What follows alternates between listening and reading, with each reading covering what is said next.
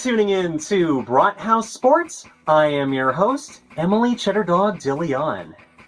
The revenge game for Nick Chubb was low scoring, so this could be short. I guess to start it off, we should begin with Myles Garrett's sack to Kenny Pickett, which I felt should have been a safety. Browns get the ball back, and it's 2nd and 8. Dorian Thompson-Robinson passes to David Njoku for 18 yards. 2 plays later, and Jerome Ford runs to his right to Pittsburgh's 12 for a gain of 13 yards. Another 2 plays later, Ford runs to his right for 5 yards to Pittsburgh's 1. This sets up another Jerome Ford run to get the Browns' first touchdown of the game. He found the hole and took that opportunity to beat what's claimed to be a number 2 defense. Browns lead the first, 7-0. Steelers have the ball, and in the second quarter on 1st and 10, Najee Harris runs up the middle for a gain of 9 yards. 4 plays later, now 1st and 15, Kenny Pickett passes to George Pickens for 14 yards. In the next play, Jaylen Warren runs to his right for a gain of 11 yards, but eventually the Steelers would have to punt afterward. 2 drives later, and Pittsburgh gets the ball, now 2nd and 5. Pickett scrambles to his right for a first down. 3 plays later, now 3rd and 2. Kenny McCormick gets sacked for a loss of 11 by Obo Okoronkwo. Browns get the ball back, now 2nd and 10. Dorian Thompson-Robinson passes to Elijah Moore for a gain of 12 yards. In the next play, Cedric Tillman runs to his left for a gain of 8 yards on an interesting play. 5 plays later, DTR runs to his left for a gain of 5 yards and gets the Browns' first down. 2 plays later, now 2nd and 4, DTR passes to Amari Cooper for a gain of 7 yards. All this and more sets up a Dustin Hopkins field goal that'll be easy for 25 yards. The kick is good. Browns lead the half 10-0. Beginning in the third quarter, Steelers get the ball. They are 2nd and 9 at their own 26. Jaylen Warren runs for 74 yards for a Pittsburgh Steelers touchdown. And I'm sure Yinzers are waving that yellow toilet paper at that moment. 4 drives later, now 4th and 1. Kenny Pickett runs to his left for a gain of a yard in a play that looked like it could have gave him whiplash. Browns get the ball back, now 3rd and 10. Dorian Thompson-Robinson passes to Cedric Tillman for what originally was a gain of 2, but a roughing the passer call was made against Alex Highsmith of the Steelers. This gave Cleveland 15 more yards after the penalty. This doesn't help the Browns though, because at 3rd and 15, DTR gets picked by Chandon Sullivan, who brings it back to Pittsburgh's 23-yard line. Browns lead the third, 10-7. Steelers have the ball at their own 25, now 3rd and 13. Kenny Pickett passes to Jaylen Warren for a gain of 14 yards. 5 plays later, now 2nd and 9 at Cleveland's 48.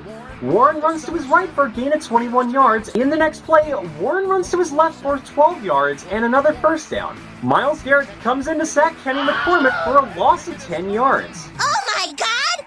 They killed Kenny! Najee Harris couldn't do enough though, as Chris Boswell has to make a 28-yard field goal. Can I share just how much I like Kareem Hunt's hurdle here? 5 drives later, now at Cleveland's own 35, Dorian Thompson-Robinson passes to Elijah Moore for 15 yards.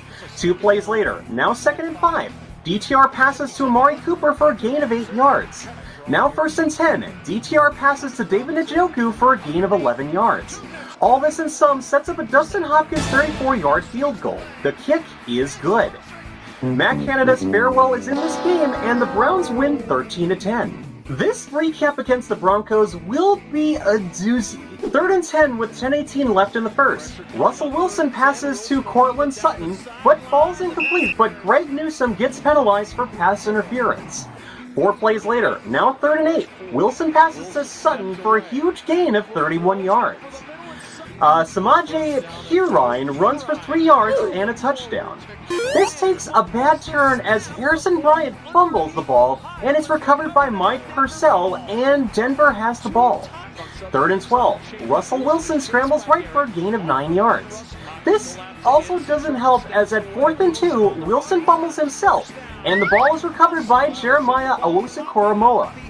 Eventually, the Browns get the ball back, and at 2nd and 10, Javonte Williams runs to his right for a gain of 18 yards.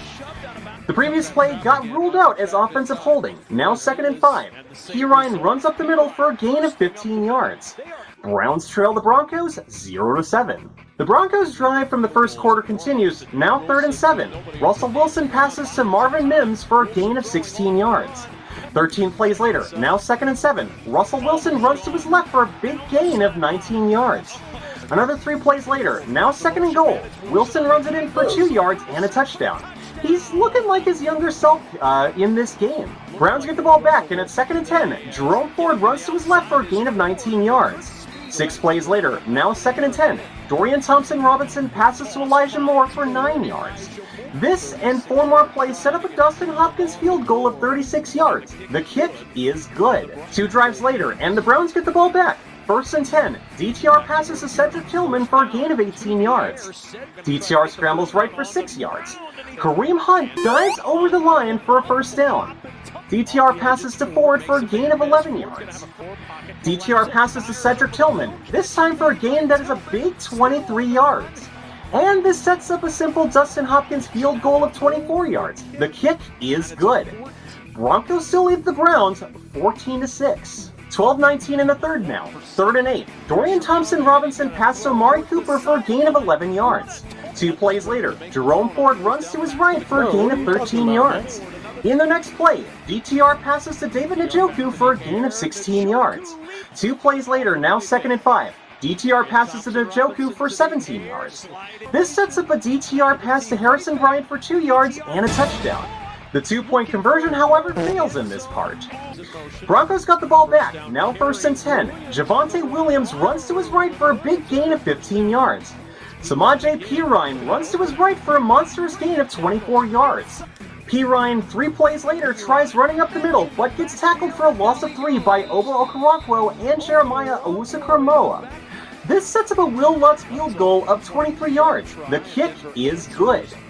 Browns get the ball back, and at 3rd and 12, DTR makes an incomplete pass, but deals an injury from Baron Browning. Browning does get penalized for roughing the passer, which gives Cleveland a 15-yard gain and a 1st down. Browns trail the Broncos 12-17. Continuing from the Browns drive, now 2nd and 7, Pierre Strong fumbles the ball, and Denver recovers at Cleveland's own 20. Denver sets things up at 3rd and goal. Russell Wilson passes to Adam Troutman for a touchdown. Browns get the ball back at their own 23. PJ Walker passes to Jerome Ford for 7 yards, and Jonathan Cooper gets flagged for a face mask for 15 yards. Walker passes deep to Elijah Moore for a gain of 26 yards to Denver's 29. 2 plays later, now 3rd and 14, Walker makes an incomplete pass to Amari Cooper, but Cooper does get injured. Now 4th and 14, Walker in shotgun gets sacked by PJ Locke and fumbles. Broncos get the ball back, now 3rd and 1. Russell Wilson passes to Cortland Sutton for a gain of 25 yards. 2 plays later, now 2nd and 8. Wilson passes to Sutton for a gain of 5 yards. This sets up a 34-yard field goal by Will Lutz. The kick is good. 2 drives later, Broncos are 2nd and 9. Russell Wilson gets sacked by Jeremiah Owusu-Koramoah for a loss of 9 yards. This doesn't give the Browns any momentum, though, as PJ Walker on 3rd and 10 gets sacked by Zach Allen for a safety. Browns lose to the Denver Broncos 12-29. The Browns signed quarterback Joe Flacco to the practice squad to add insurance to the position. If you aren't familiar with Joe Flacco already, he was the Baltimore Ravens starting quarterback from 2008 to 2018, where he won Super Bowl 47 and was the Super Bowl MVP. In 2018, he suffered a hip injury and was replaced by Lamar Jackson. Since then, Flacco had jumped around the league, having been with the Denver Broncos in 2019, the New York Jets in 2020, and from 2021 to last year, and a 2021 stint in Philadelphia. Realistically, I can see him not doing much beyond offering advice to DTR, but if needed, he will be right there as a backup, which, as of now, looking at how things are, it's gonna be the case. Awesome. Deshaun Watson had successfully underwent surgery on his right shoulder and is expected to be ready at the start of the 2024 season. The procedure had repaired a displaced fracture in the glenoid in his right shoulder. Watson suffered this break in the first half of the November 12th game against the Baltimore Ravens, but continued to play in addition to dealing with a high ankle sprain. In that game, Watson had completed all 14 of his pass attempts in the second half to rally a 33-31 win. Watson had begun rehab over the weekend. It can't be emphasized enough that Myles Garrett's game has reached new heights. Under Jim Schwartz's defense, and with the help of the defensive front, this could be the year he wins NFL Defensive Player of the Year. That is according to BetMGM. Garrett, as of last week, sat with plus 100 in odds over Micah Parsons of the Cowboys and TJ Watt of Pittsburgh, and is at the top of their odds board. Though this momentum appears to be in jeopardy, though, as after the Sunday game against the Broncos, Myles Garrett spoke to the media and said he felt something pop in his shoulder. Currently, it appears that Garrett will be watched day-to-day in regards to his shoulder injury, and it can only be hoped that he will be able to play against the LA Rams. If Garrett can play on Sunday, Obo Okoronkwo would start opposite of Zadarius Smith, and that Alex Wright would have a heavier workload. Every year, all 32 teams nominate a player for the Art Rooney Sportsmanship Award, and this year the Browns nominated their longest tenured player, Joel Bitonio, for that honor. Last year, Joel Bitonio was a nominee for the Walter Payton Man of the Year Award to recognize his work off the field. These awards are fitting for Bitonio because he is known for being an exemplary player, and that the All-Pro guard gives back to the community. 8 finalists will be chosen out of the 32 nominees, then players will vote for those 8 at the same time the Pro Bowl voting will happen. DeJuan Dummy Thick Big Thanos Jones. What a hell of a guy. Despite struggling at times as a run blocker in his rookie season, with the Browns, he's been as good as it gets at pass protection. The thing that impressed me and others was that Jones shut down TJ Watt in the Week 11 game against the Pittsburgh Steelers. In that game, Jones had 19 pass blocking matchups where he didn't allow Watt any sacks nor pressures, though did get beat on a single rep. But that's not bad though. Might I add that I've shared a meme on social media that shows DeJuan Jones pancaking Watt in that game. The fact of the matter is that DeJuan Dummy Thick Big Thanos Jones is a dominant offensive tackle because he can contain elite defensive players like TJ Watt. He could as well be one of the biggest 2023 draft steals if he keeps up this production in his career. And before we go, we're going to talk about Rodney McLeod. He is going to be out for the season to get surgery for a bicep injury he faced against the Steelers. It was confirmed last week by head coach Kevin Stefanski after McLeod left in the fourth quarter and didn't return. McLeod has mostly played a reserve role or as a spot starter this year. Ronnie Hickman replaced McLeod in this game, and it seems like that's going to be something that's going to continue. Yeah. And thank you again for watching Brathouse Sports. Once again, I'm your host, Emily Cheddar Dog DeLeon. Please like and subscribe and turn on the notification bells. I'd greatly appreciate it. It's also how you can find more of my videos and help me get through the algorithms as well.